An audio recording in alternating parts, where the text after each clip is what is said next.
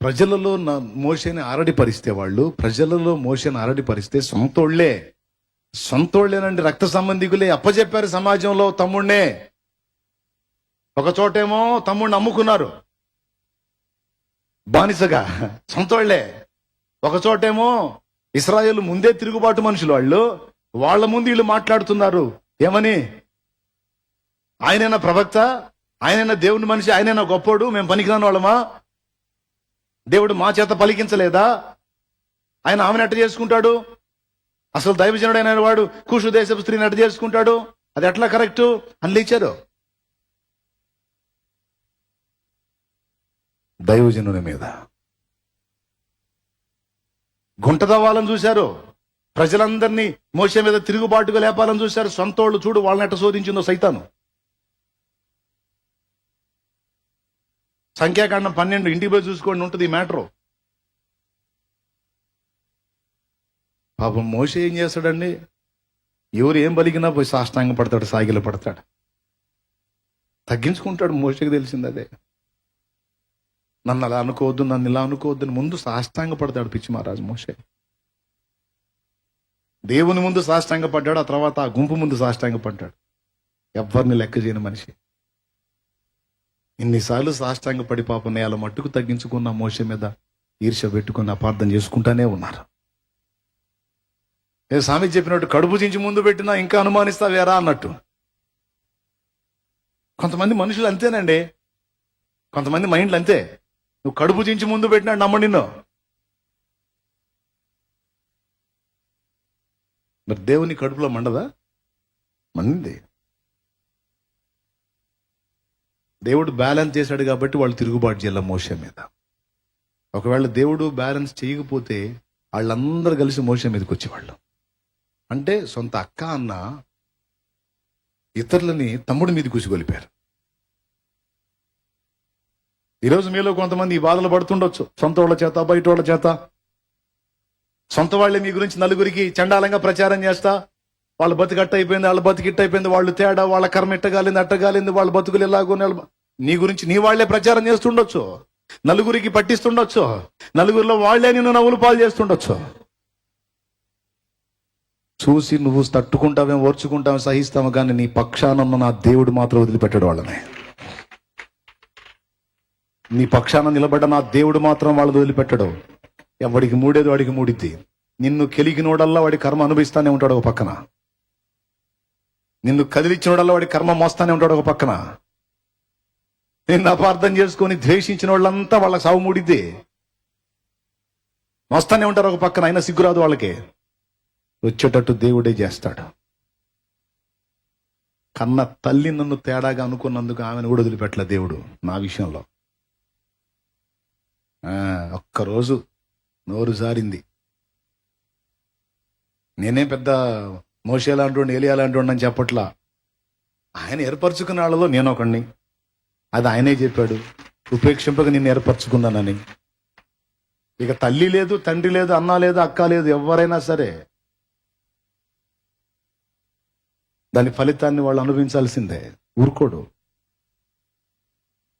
ఎందుకంటే గౌరవించాలి దేవుడు ఏర్పరిచిన వాళ్ళని. వీళ్ళే గౌరవించకపోతే సమాజం ఎట్లా గౌరవించిద్ది, సంఘం ఎట్లా గౌరవించిద్ది. అందుకని అందరికి భయం కలగాలని పనిష్మెంట్ ఇస్తాడు దేవుడు, కొడతాడు. నమ్మను కూడా వదిలిపెట్టలా. ఒక్కరోజు అక్కడ శాంతినగర్లో ఆ 2007-8 ఆ ప్రాంతంలో 7లో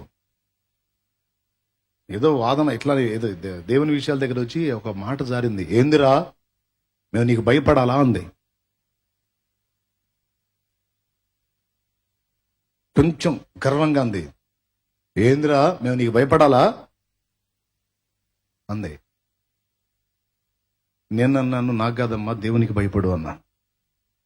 నాకు కాదు దేవునికి భయపడు అన్నాను. ఇక అంతే. మరుసటి రోజు నుంచి ఇక కన్ను పట్టుకొని కూర్చుంది. ఇక తిరుగుతా ఉంది. ఇక అక్కడ నుంచి రోజు ఒక ఆసుపత్రికి తిరుగుతుంది. ఒకడేమో నీరు కాసులు వచ్చి నీ కంట్లో అంటాడు, ఒకడేమో ఈ కన్ను పోయిద్ది అంటాడు, ఒకడే 2 కళ్ళు పోతాయి అంటాడు. ఇక నీరు గారటం మొదలుపెట్టింది. తగ్గట్లా నెల రోజులు తిప్పలు పడింది. తిరిగి తిరిగి తిరిగి తిరిగి తిరిగి. ఎందుకంటే దేవుడిని ఎరగనోడైతే వాడికి ఎగ్జామ్షన్ ఉంది, కానీ దేవుడిని ఇరిగా అనకూడదు కదా, అట్లా అపార్థం చేసుకోవద్దు కదా.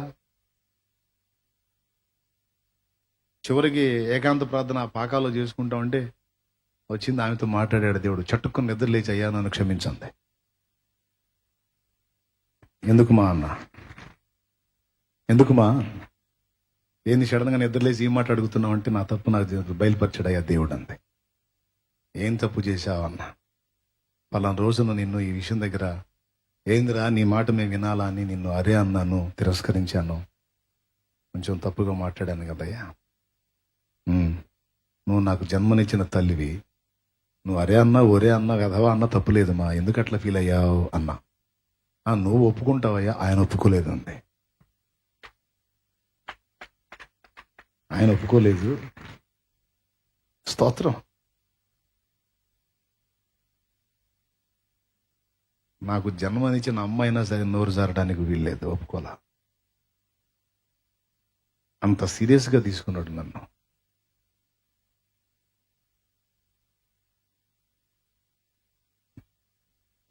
నన్ను అన్నందుకే నీకు అలా వచ్చిందని ఎలా తెలుసు నీకు? ఏమో వయసును బట్టి నీకు ఆ సమస్య వచ్చి ఉండొచ్చు అంటే, కాదయ్యా కాదు, దేవుడు ఇప్పుడు నాతో మాట్లాడాడు, అందుకే నేను లేచి నేను క్షమాపణ అడుగుతున్నాను. సరే, నన్ను బట్టి ఆ సమస్య దేవుడు కోపంతో నీకు అనుమతిస్తే ఇప్పుడే యేసు నామములో తొలగిపోవును గాక అని చేయించా అంతే. అప్పటికిప్పటికి ఇంకా లేదు. నా దేవునికే మహిమ కలుగును గాక. హల్లెలూయా. ఇంకా మళ్ళీ ఆసుపత్రికి పోయిన పరిస్థితి రాలా ఆమెకి. ఎంత నమ్మదగిన దేవుడు చూడు, నా దేవుడు ఎంత పట్టించుకుంటాడో చూడు. అటు ఏం బాధపడద్దు, కలత చెందదు. అపార్థం చేసుకున్న వాళ్ళు నిన్ను అర్థం చేసుకునే రోజు వచ్చింది. వచ్చింది, ఆ రోజు వచ్చింది. మీరు అపార్థం చేసుకోవద్దు ఎదుటోళ్ళని, దేవుడిని అపార్థం చేసుకోవద్దు, భక్తులను అపార్థం చేసుకోవద్దు. బాధలు అనుమతించాడా? అవును, నీ విశ్వాసాన్ని టెస్ట్ చేస్తున్నాడేమో. పాము కదిలినంత వరకు కొడతానే ఉంటాంగా.